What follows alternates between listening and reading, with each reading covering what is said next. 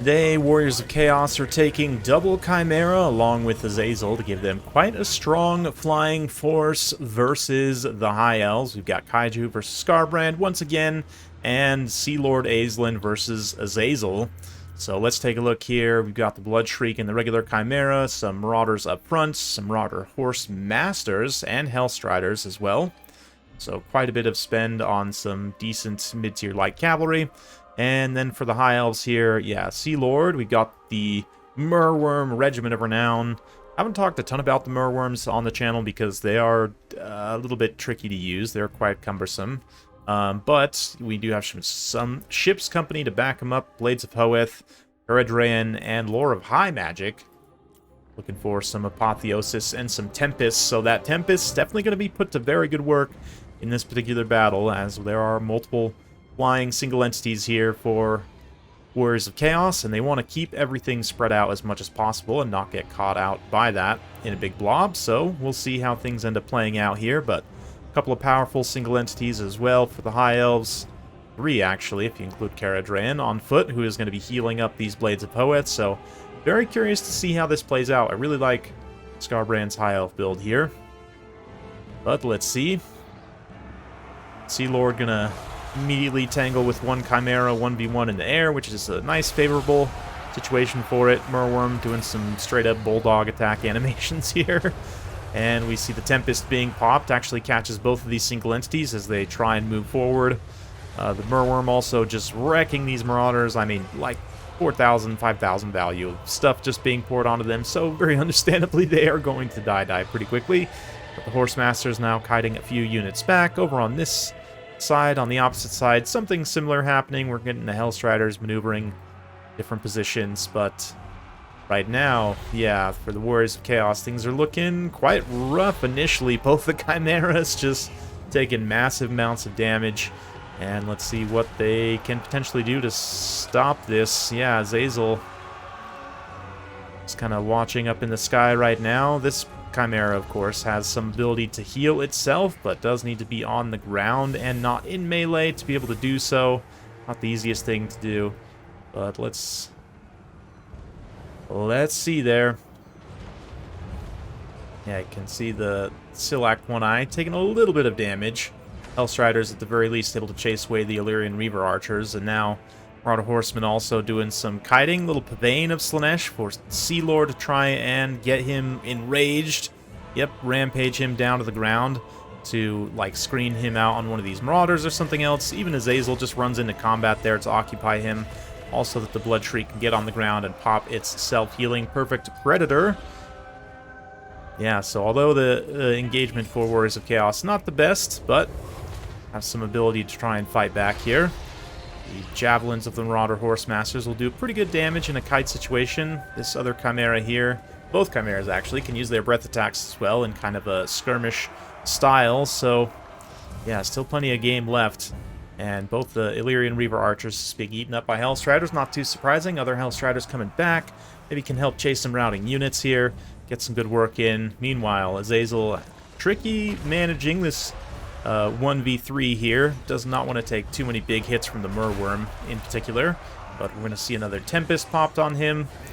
A lot of ways to deal damage to Azazel here. Many dangers lurk for him, but a little breath attack there from the Chimera going to contribute a bit more damage, and yeah, we're going to see a little patient skirmish game from the side of Warriors of Chaos. Very quickly, the ship's company are just getting killed in isolation. And so it's going to come down to just, does this build have enough to kill all these single entities? And the Blades of Hoeth, a really nice snipe attempt here on the High Mage. Just getting rid of the healer is going to be huge for Warriors of Chaos. So a weakened Chimera can kind of redeem itself here somewhat by getting a few big attacks and actually finishes off. No, not quite. The High Mage survives with about 200 HP. And, yeah, may potentially come back from rout here, but depending on how long she routes, the Warriors might be able to finish her off regardless. Getting that healing off the board would be absolutely massive. Pavane also being used to damage Blades of Hoeth and send them out of control, so they kind of just sit there and take more Javelins as well. Javelins are somewhat limited in their ammunition, but yeah, Reaver Archers, again, just getting caught and killed by Hellstriders. Hellstriders also can support on the ground. If the Chimeras and Azazel can land, fight on the ground, then the Hellstriders obviously can get good rear charges and support. Try and fight these two single entities, but definitely not going to be easy. Swordmasters are very elite. The Blades of Hoeth, most elite of them all. But, ooh, nice breath attack there from a Chimera. Just detonates a bunch of their unit models, does a huge amount of HP damage. Speaking of HP damage, though, more Tempest on Azazel. And, yeah, the Blood Shrieks, or both Chimeras, actually kind of get drawn into it as they try and go 3v1 versus Aislinn. I say 3v1. Silak is lurking. Caradryan going after those Marauder Horsemen. But yeah, a couple of big attacks on the Sea Lord. He's taken a huge amount of HP damage, but healing still available. That Iron-Handed Captain being used on the High Elf Mage to secure her coming back from rout, at least momentarily, enough to cast one more spell before she then gets killed by Hellstriders. So more breath attacks being used. This Chimera, I think, has used all 3 now. Nope, still got 1 left. Try and even this battle out. Charges in very bravely. I don't know, might end up getting killed and shattering on this engagement, but both Chimeras and Azazel, looks like Azazel's having a landing bug, which is very unfortunate for him. He's also suffering some demonic instability, so, ooh, yeah, with the loss of Azazel, not sure, but the Horsemaster's Javelin's also doing massive damage to the Sea Lord at this point. Yeah, definitely a pretty wild back and forth game right now, but I am fearful that Caradryan could potentially carry this, as he often does in these types of situations. Marauder Horsemaster's out of ammunition at this point, going to charge in and make sure that Aislinn can't get up in the air, chase him off on the ground if possible. More javelins being thrown at the Merworm. Silak taking some pretty serious damage. And, of course, the Blood Shriek can continue healing as well. There is no max uses for the Perfect Predator. There's just a long cooldown for it. So as long as he has time to land it and heal it again, it could potentially heal cap itself here. So, yeah, a handful more javelins online. This one's used up all of its ammunition, but a few of these Horsemasters still have a few volleys left. Go after Silak. Swordmasters are also still alive, which has got to be part of this equation. And let's see, the Blood Shriek also does have 1 breath attack left as well, so... Ooh, here comes the Hellstriders. Have been maybe forgotten about on the edge of the map for a little bit of time, but they're also going to move in and help support this late game, so can chase these routing units to, yep, just immediately route that ship's company. And let's see here. Aislinn does get straight up finished off by the Chimera, so that's going to be a leadership hit for the remaining High Elf forces, but let's see what they can do.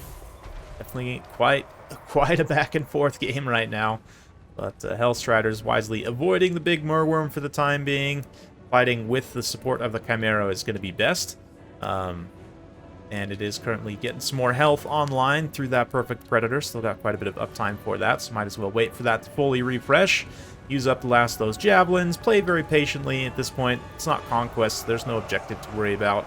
But Marauder Horsemasters move in to try and finish off these weakened units. But Swordmasters, they get the heal from Caradryan. They also have a good chance of getting heal capped here, because he doesn't have any max uses on his heal as well, so... Yeah, that massive physical resistance also repelling a lot of the damage, even if they were taking damage from the Horsemasters. Breath attack goes on to them, does kill a handful of unit models, does some HP damage, but nothing absolutely insane. Hellstrider's going to charge in, do whatever they can. Yeah, 1 unit just gets absolutely hammered on the charge there. Really, really brutal. Both units, actually. I mean, they managed to do some damage to the Blades of Hoeth. They also get absolutely savaged here. Blood Shriek Chimera trying its best to finish off the big Merworm. Gets a few attacks, then going to cycle out and cycle back in. Yeah, the Horsemen and Hellstriders doing their best to try and contribute. We see a few Javelins moving in. Hellstrider's anti-large bonus is definitely quite helpful. I mean, Merworm doesn't have too much armor, especially weakened as he is with his Vigor. So, yeah. Big One Eye starting to get quite low. Looking like he's going to rout here.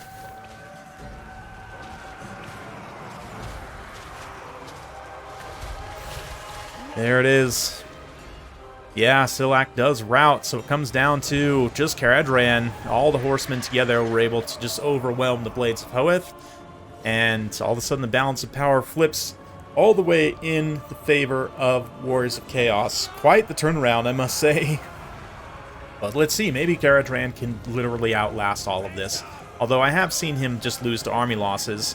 Right now, he has the Mark of Asuryan, which means if he gets below 25% HP, he's going to turn into a nasty Mortis engine that will definitely win the game. But the question is, if he takes that much HP damage, is he then going to just army loss route, right? It's the one thing about the Mark of Asuryan is it's, yeah, it's tricky to get any value out of this, because often this is the case with Caradryan, is that he's kind of the last one left on the field. Oh, yep. Looks like army losses did, in fact, kick in there quite early before he had even really taken too much HP damage. I legitimately think that without army losses, Caradryan has a good chance to carry that endgame and just beat the Bloodshriek Chimera in melee and then just AoE drain everything else to death, or just also kill it in melee. Of course, no guarantee, but yeah, army losses definitely screws over Skarbrand a little bit there. Kaiju ends up taking the win, and a very fun game. Definitely some nice back and forth. Really well done keeping these Marauder Javelins online, using them as the win condition and the kind of the key unit to deal damage to Azelin and the Merworm.